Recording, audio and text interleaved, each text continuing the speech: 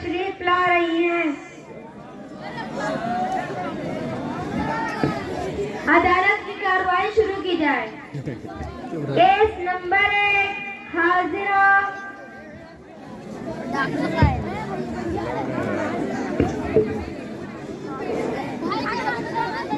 जज साहिबा, मैं डॉक्टर हूँ, मैं इंसानी जिंदगी की मुहाफिज हूँ, मैं लोगों को जिंदगी बख्शती हूँ, मेरी वजह से लोगों को शिफा मिलती है। दुनिया में कितनी बड़ी बड़ी बीमारियां जैसे कि ट्यूमर, कैंसर, डायबिटीज, इन सबसे मैं ही तो निजात दिलाती हूँ। अगर मैं ना होती तो इंसान बहुत मुश्किल हो जाता। आज भाई भाई पे भरोसा नहीं करता, लेकिन उस पर करता है। मेरे पास आराम के लिए वक्त नहीं होता, लेकिन बीमारों को देखने के लिए तैयार रहना पड़ता है। इसीलिए जज साहिबा, ये इज्जत की कुर्सी मुझे ही मिलनी चाहिए। Case process. केस नंबर 2 हाजिर हो।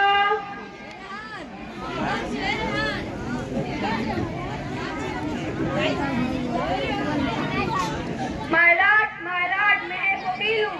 मैं बड़े बड़े मुजरिमों के लिए लड़ती हूँ और लोगों को इंसाफ दिलाती हूँ और आपसे झगड़ों का फैसला करती हूँ, सच और झूठ का फैसला करती हूँ। मैंने बड़ी मेहनत और कोशिश से यह मुकाम हासिल किया है। माय लॉर्ड, मुजरिमों को सजा दिलाने के लिए मैं तहकीकात करती हूँ। मैंने बड़ी बड़ी और मोटी मोटी किताबों का मुताला करके आज ये डिग्री हासिल की है।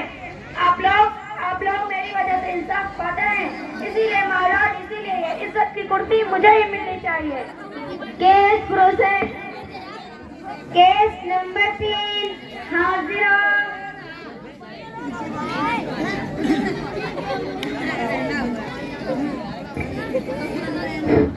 माय लॉर्ड, मैं एक इंजीनियर हूँ।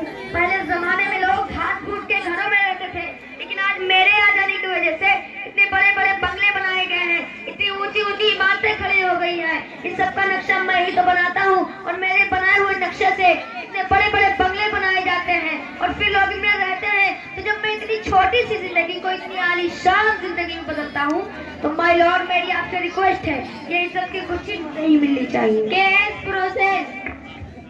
केस नंबर 4 हाजिर हो। माय लॉर्ड, मैं एक साइंसदान हूँ। मैंने बड़ी बड़ी और मोटी मोटी किताबों का मुताला करके आगे मुकाम हासिल किया है। एक जगह से दूसरी जगह लोग मेरी ही वजह से जाते हैं।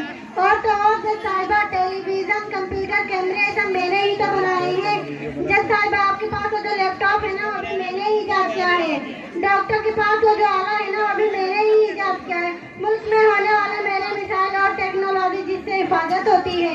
माय लॉर्ड, लोग कड़ी से सफर चंद घंटों में तय कर रहे हैं। माय लॉर्ड, इसीलिए इज्जत की कुर्सी मुझे ही मिलनी चाहिए। Case process. केस नंबर 5 हाजिर हो।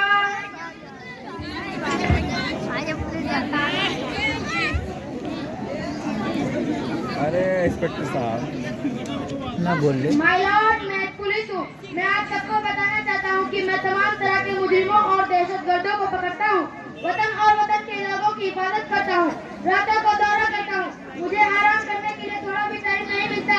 दिवाली जाती है, ईद आ जाती है, नवरात्रि आ जाती है, दशहरा जाता है, त्योहार पे त्योहार आते रहते हैं, लेकिन माय लॉर्ड, एक छुट्टी नहीं आती।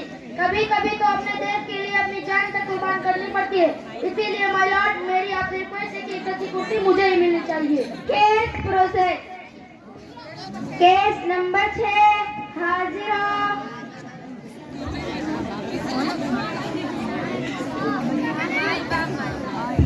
माय बाप, मैं किसान हूँ। मैं रोज सुबह सवेरे जाता हूँ, धरती का सीना चीर कर फसल उगाता हूँ।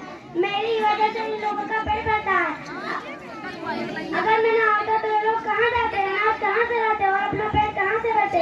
माय बाप, मैं रोज सुबह सवेरे जाता हूँ और सूरज डूबने तक काम भी करता रहता हूँ और साथ ही साथ बहन भाइयों को भी संभालता हूँ। माय बाप, ये काले कोट वाले साहब क्या कह रहे हैं, ये खाकी वर्दी वाले साहब क्या कह रहे हैं। मोटी मोटी किताबें पढ़कर सुकून से खा रहे हैं। ये सिर्फ और सिर्फ आपकी दारू की वजह से ही तो जज साहिबा, इज्जत की कुर्सी मुझे ही मिली। Case process. केस नंबर 7 हाजिर हो।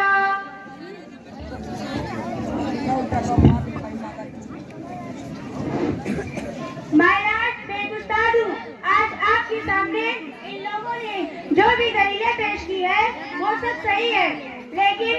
ही बताइए जज साहिबा, क्या ये पेशा अपने आप माँ के पेट से बनकर आए? नहीं जज साहिबा नहीं, बचपन से लेकर आज तक इन्हें एक उस्ताद की जरूरत महसूस हुई है और उस्ताद ही हमें इस मुकाम तक पहुँचाता है। अगर उस्ताद न होते तो इन्हें तालीम कौन देता, लिखना पढ़ना कौन सिखाता? बचपन से ही हम सबको एक उस्ताद की जरूरत महसूस हुई है, तभी जाकर हम अपने मुस्तकबिल में एक अच्छा इंसान बन सकते हैं। जज साहिबा, एक उस्ताद की बदौलत ही आप अपने मुस्तकबिल को संवार सकते हैं और मुस्तकबिल में एक अच्छा इंसान बन सकते हैं। जज साहिबा, आज आप जिस ओहदे पर हैं एक उस्ताद की बदौलत ही है, इसीलिए महिलाएं ये इज्जत की कुर्सी मुझे ही मिलनी चाहिए। ये इज्जत की कुर्सी सिर्फ और सिर्फ मुझे मिलनी चाहिए। तमाम सबूत और दलीलों को मद्देनजर रखते हुए अदालत इस नतीजे पर पहुंची है कि इज्जत की कुर्सी उस्ताद को ही मिलनी चाहिए।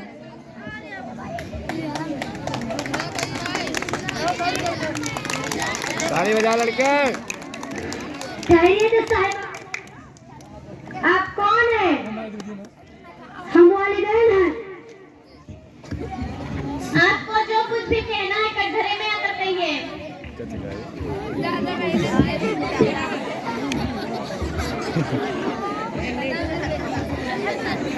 मैं पूछती हूँ जज साहिबा, मैं पूछती हूँ, हमने अपने अरमानों की कुर्बानी देकर, अपने जज्बातों की कुर्बानी देकर, वालिदैन अपनी खुशियाँ बेचकर, अपनी नींदें बेचकर इनको डॉक्टर, पुलिस, इंजीनियर और साइंसदान बनाया और बदले में हमें क्या मिला जज साहिबा? हमें क्या मिला? एक परेशानी, एक गुर्बत। क्या इसीलिए इनको पढ़ाते हैं? फैसला कीजिए जज साहिबा, फैसला कीजिए। जज साहिबा, फैसला सुनाने से पहले हमारी भी कुछ फरियादें सुन लीजिए। क्या कसूर है हमारा कि हमने इनको ऊंची ऊंची डिग्रियां हासिल कराई और आज जब हमें सहारे की जरूरत महसूस हुई है तो आज खुद इस गद्दी की कुर्सी पर बैठने की बात कर रहे हैं। फैसला कीजिए जज साहिबा, फैसला कीजिए। जज साहिबा, वालिदैन इस नन्हे से पौधे को कलाकार दक्ष बनाने के लिए अपना खून पानी की तरह बहा देते हैं और सेच कर हमारे दर्द दुखों पर वालिदैन, जज साहिबा वालिदैन इसके साए और फलों से नहीं दिए जाते। फैसला कीजिए जज साहिबा। अच्छा हुआ जज साहिबा, अच्छा हुआ।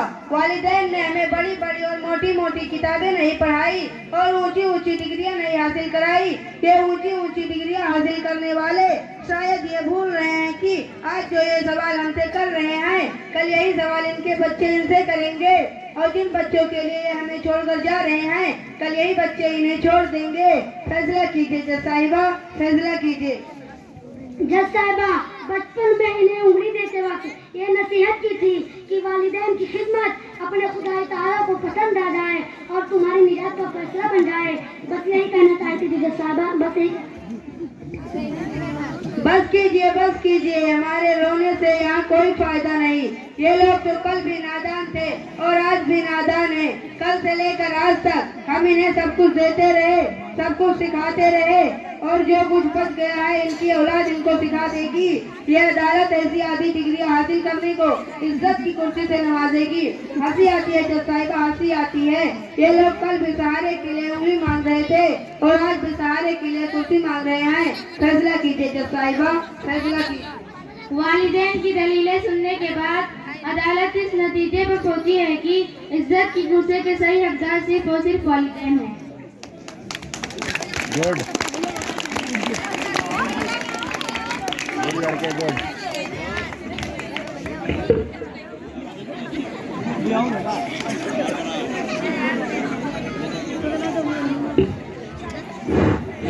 इज्जत भी मिलेगी, शोहरत भी